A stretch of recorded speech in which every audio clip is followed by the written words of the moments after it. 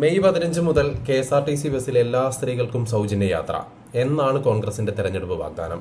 അല്ലാതെ KSRTC ordinary ബസ്സിൽ മാത്രം സൗജന്യ യാത്ര എന്നായിരുന്നില്ല.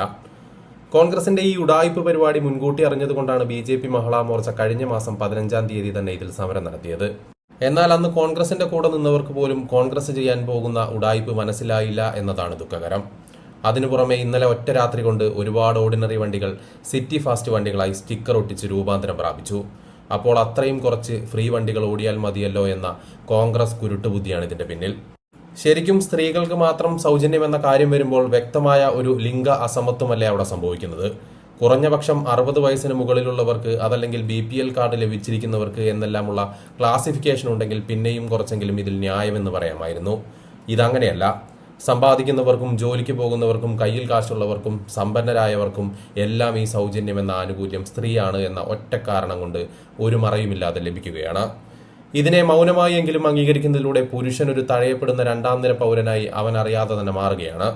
അവൻ ദരിദ്രനാണെങ്കിലും ജോലിയില്ലാത്തവനാണെങ്കിലും സമ്പാദ്യം കുറവുള്ളവനാണെങ്കിലും 60 വയസ്സിന് മുകളിലുള്ളവനാണെങ്കിലും അവൻ പുരുഷനാണ് എന്ന ഒറ്റ കാരണം കൊണ്ട് ടിക്കറ്റ് എടുത്ത് യാത്ര ചെയ്യണമെന്നാണ് ഗവൺമെന്റ് തന്നെ പറയുന്നത്. വേണമെങ്കിൽ ഇതൊരു പൊതുകാര്യമായി കണ്ട് എല്ലാ പുരുഷന്മാരും ജാതിമത രാഷ്ട്രീയ ഭേദമില്ലാതെ ഇനി ഞങ്ങൾ യാത്രയ്ക്കായി KSRTC ബസ് ഉപയോഗിക്കുന്നില്ല, പ്രൈവറ്റ് ബസ് മാത്രമേ ഉപയോഗിക്കുന്നുള്ളൂ എന്ന് തീരുമാനിച്ചാൽ അത് നല്ലൊരു ഇതായിരിക്കും. സർക്കാരിന് ഇനി ആകെ ലഭിക്കുന്നത് പുരുഷന്മാർക്കായിരുന്ന ടിക്കറ്റുകൾ മാത്രമായിരിക്കും. അപ്പോൾ പുരുഷന്മാർ ഇത്തരമൊരു തീരുമാനമെടുത്ത് അതും ഇല്ലാതാക്കിയാൽ ഇപ്പോൾ സംഭവിക്കാനിരിക്കുന്ന കോടികളുടെ നഷ്ടം 3 മുതൽ 4 ഇരട്ടി വരെയാകും. ശമ്പളം മുടങ്ങും, പെൻഷൻ മുടങ്ങും, ദൈനംദിന കാര്യങ്ങൾ നടക്കാൻ ധനകാര്യ വകുപ്പ് ഇനിയും കൂടുതൽ പണം KSRTCയിലേക്ക് പമ്പ് ചെയ്യേണ്ടി വരും. ഇത് സർക്കാരിന്റെ തന്നെ മറ്റു പദ്ധതികളെ ബാധിക്കും. സർക്കാർ മുട്ടിലിഴയും. പക്ഷെ നമ്മുടെ അറിവിൽ പുരുഷന്മാർ അങ്ങനെ ഒരു തീരുമാനമൊന്നും എടുക്കാൻ പോകുന്നില്ല. ഇത്തരത്തിൽ എന്ത് കാര്യം നടന്നാലും അല്ലെങ്കിൽ എന്തെങ്കിലും സംഭവിച്ചാലും അവർക്ക് ഡെയിലി പണിക്ക് പോകണം, കുടുംബത്തിലേക്ക് കാശുണ്ടാക്കണം.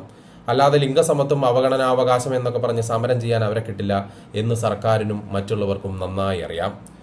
ശരി, ഒരു സൗജന്യവും വേണ്ട, ഒരു ആനുകൂല്യവും വേണ്ട, പുരുഷന്മാർ എങ്ങനെയെങ്കിലും സ്വന്തം അധ്വാനം കൊണ്ട് ജോലി ചെയ്ത് പൈസ ഉണ്ടാക്കി സ്വന്തം പൈസ കൊണ്ട് യാത്രയൊക്കെ ചെയ്ത് അന്തസ്സായി ജീവിച്ചോളും. എന്നാലും കുറഞ്ഞപക്ഷം ഈ മുഖ്യമന്ത്രിക്ക് അങ്ങനെയുള്ള പുരുഷന്മാരെ പരിഹസിക്കാതെയെങ്കിലും ഇരിക്കാമായിരുന്നു. ഇന്ന് മുഖ്യമന്ത്രി നടത്തിയ ഒരു പ്രസ്താവന ശ്രദ്ധിക്കുക. പുരുഷന്മാർക്ക് സൗജന്യം കൊടുത്താൽ മിച്ചം വരുന്ന തുക ആരൊക്കെ വീട്ടിൽ നൽകുമെന്നാണ് ചോദ്യം. ചെറിയൊരു ശതമാനം ആളുകൾ നൽകും, ബാക്കി തുക സർക്കാരിന് ലഭിക്കും. ഈ പ്രസ്താവന കൊണ്ട് പൂക്കി മുഖ്യമന്ത്രി എന്താണ് ഉദ്ദേശിച്ചത്? കേരളത്തിലെ ഭൂരിപക്ഷം വരുന്ന ആണുങ്ങളും കള്ളുകുടിയന്മാരാണ്.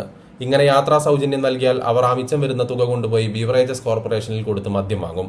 അങ്ങനെ ആ തുക സർക്കാരിന് തന്നെ ലഭിക്കുമെന്നാണ്.